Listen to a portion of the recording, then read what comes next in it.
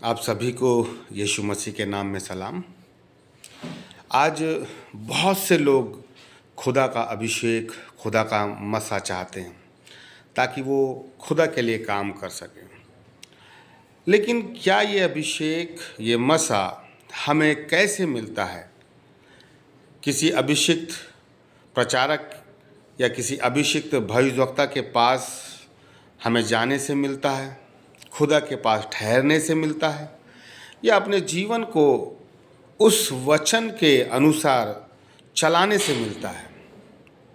आज बहुत से लोग हैं जो अलग अलग कॉन्सेप्ट में जी रहे हैं, अलग अलग वचन को लेकर अलग अलग तरीके से उन वचनों को मनन करके अलग ही तरीके से अपनी डॉक्ट्रिन बनाकर वो उस मसा को, उस अभिषेक को लेने की कोशिश कर रहे हैं।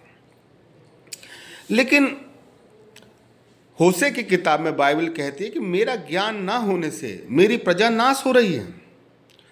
खुदा को खोजना है तो हमें ज्ञान की बहुत ज़रूरत है, और बिना वचन के तैयारी के, बिना वचन के प्रकाशन के, बिना वचन को समय दिए बिना हम उस मसा तक, उस खुदा के अभिषेक तक पहुंच पाना बहुत कठिन है।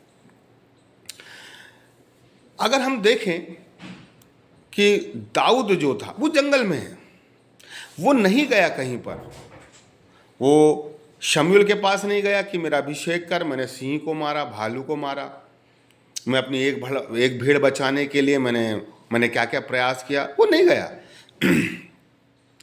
लेकिन उस जंगल में रहकर वो अपनी भेड़ों के लिए ईमानदार था, वो अपने स्वभाव में ईमानदार था। वो उस जंगल में भी वो परमेश्वर में लगा हुआ था, परमेश्वर से जुड़ा हुआ था। उस जंगल में उसे कोई नहीं देख रहा कि वो क्या गलती कर रहा है या क्या अच्छा काम कर रहा है, वो जंगल में कैसा जीवन जी रहा है, किसी को कुछ नहीं मालूम। लेकिन खुदा जंगल में अपनी आंखें दाऊद पे लगा के रखा है, और जब परमेश्वर ने देख लिया कि दाऊद जो है जंगल में ईमानदार है, वो गलत नहीं कर रहा, वो जंगल में भी अपनी धुन को खुदा में लगाया हुआ है, तो परमेश्वर ने शमूएल को भेजा दाऊद के पास, मतलब यिशै के घर में। दाऊद नहीं गया, आप इस बात को समझिए कि दाऊद नहीं गया कि मेरा अभिषेक कर, मैं ये हूं, मैं वो हूं, मैं ये क्वालिटी में हूं, नहीं गया। लेकिन शमूएल को खुदा ने बोला यिशै के घर जा, मैं तेरे को बताऊंगा किसका अभिषेक करना है। और खुदा ने दाऊद को जंगल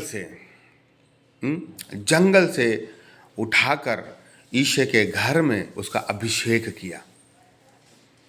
अगर आप इस बात को समझें कि यीशु मसीह भी जब अपनी सेवकाई चालू किया तो वो खुद गया लोगों के पास चंगा करने, उसने खुद चेलों को चुना, वो खुद दिया, उसने खुद आगे हो के काम किया।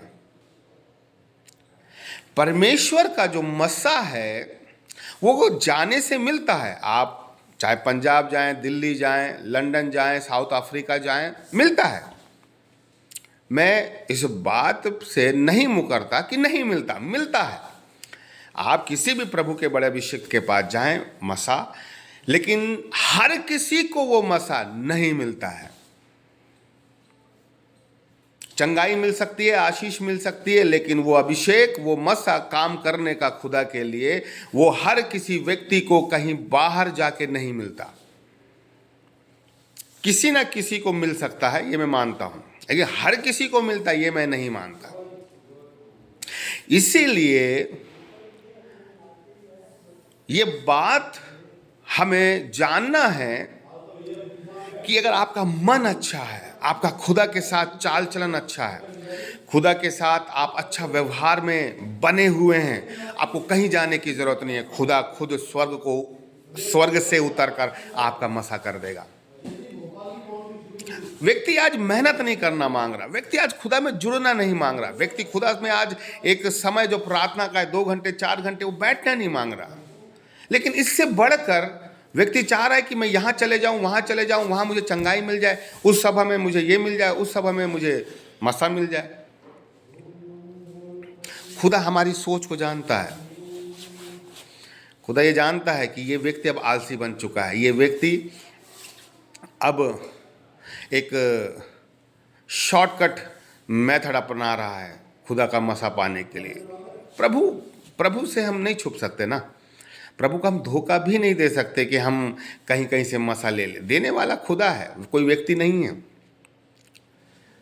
हमें जाना है, हमें अगर कहीं मौका मिलता है खुदा के किसी अभिषिक्त के साथ संगति करने का तो हम जा सकते हैं, कोई दिक्कत नहीं। लेकिन हमें इस बात को समझना है कि हम इतने आदी ना हो जाएं कि हम केवल उस व्यक्ति पर डिपेंड हो जाएं और बस हम हजारों किलोमीटर का सफर तय करते बस वहीं के वहीं जाते रहें, कुछ भी हो तो वहीं जाएं। उससे बढ़कर यह है कि मैं अपने जीवन को और बेहतर करूं, मैं अपने जीवन को और प्रकाशित करूं, मैं अपने जीवन को और काटूं छाटूं, मैं अपने व्यवहार को अपने पुराने जीवन में और काम करूं, खुदा के सामने में घुटने टेकूं, अपने प्रार्थना के कमरे में खुदा के पास में संघर्ष करूं और खुदा से बोलूं, खुदा से मांगूं कि खुदा मेरा अभिषेक कर, मुझे मस्सा चाहिए। जो व्यक्ति कहीं भी जा रहा है हो सकता है उसे मसा मिल जाए, पर वो हर किसी को मसा नहीं मिल सकता। लेकिन जो व्यक्ति अपने कमरे में बैठकर खुदा से लगा हुआ है ना, उसको हर एक व्यक्ति को मसा मिल सकता है। हम इस भाव में आ जाएं कि प्रभु हमें मसा चाहिए तो मैं मेहनत करूं ना खुदा में बढ़ने के लिए। मैं कब तक किसी व्यक्ति का हाथ पकड़ के कौन मुझे ले लेके चलेगा? कौन व्यक्ति है जो हर एक व्यक्ति को गोद में लेके ही चलता रहेगा? अब हमें बड़े होना है। एक समय में हमें हर किसी व्यक्ति की जरूरत पड़ती है, ठीक है, लेकिन कब तक? अब खुदा चाहता है कि हम उन तमाम आडंबरों से बाहर निकले, उन तमाम पुराने कॉन्सेप्ट से निकले और इस बात को समझें, अगर हम जंगल में भी हैं जहां कोई नहीं देखने वाला, जहां मैं अकेला हूं, वहां से खुदा उठा लेगा, वहां से खुदा उठा लेगा। शाऊल के जीवन में अगर हम देखें तो शाऊल तो गधे को ढूंढ रहा था, लेकिन खुदा ने गधे को ढूंढने वाले को, गधा ढूंढने वाले शाऊल को, जो खुदा को नहीं ढूंढ रहा है गधे को ढूंढ रहा है, तो खुदा ने शाऊल को राजा बना दिया। अब आप सोचिए हमारा खुदा कितना महान है।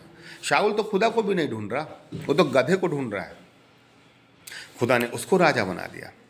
खुदा खुद आना चाहता है आपके पास, खुदा खुद आपको आकर मसा देना मांग रहा है, खुदा खुद आकर आपको अभिषेक देना मांग रहा है, खुदा खुद आकर आपको बेहतरीन उत्तम वस्तुओं को देना मांग रहा है, जो स्वर्गीय वस्तु को देना मांग रहा है।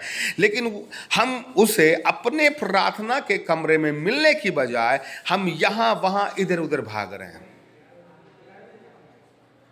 खुदा हमारे कमरे में आ रहा है, हमारे प्रार्थना के कमरे में आ रहा है अभिषेक देने, लेकिन हम उसे वहाँ नहीं मिल रहे हैं, हम उसको किसी और की सभा में मिल रहे हैं। खुदा चाह रहा है कि मैं आऊंगा और दूंगा, लेकिन तुम तब तक, मेरे आने के समय तक तुम प्रार्थना में और अच्छे चाल चलन में बने रहो।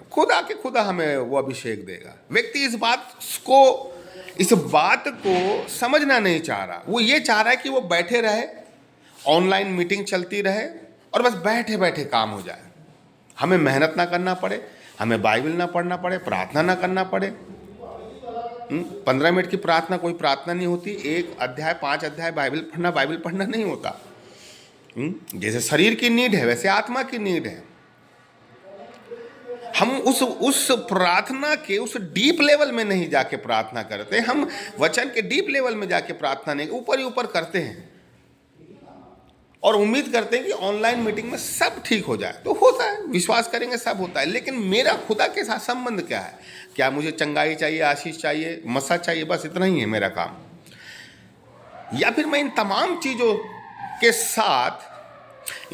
चीज़ों के साथ मैं खुदा में मेहनत करूं, खुदा में लगूं, खुदा में और बेहतरीन अभ्यास करूं, खुदा में अपनी डालियों को काटूं छाटूं और खुदा में फिर से संघर्ष करके मैं उस मसा के लिए मेहनत करूं।